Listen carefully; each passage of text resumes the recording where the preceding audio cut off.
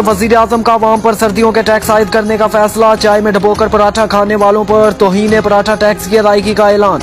अवाम पर washroom tax भी आयद। वाशरूम में 3 से ज्यादा यूनिट्स निकालने पर फी यूनिट के हिसाब से 47 रुपए टैक्स आयद होगा। वजीर आजम ने कहा पाकिस्तान के फाइलर्स सर्दियों में उबला हुआ अंडा खा सकेंगे, जबकि नॉन फाइलर्स पर मुतलका मुर्गी तलाश करके पहले मुर्गी की तस्दीक करवानी होगी।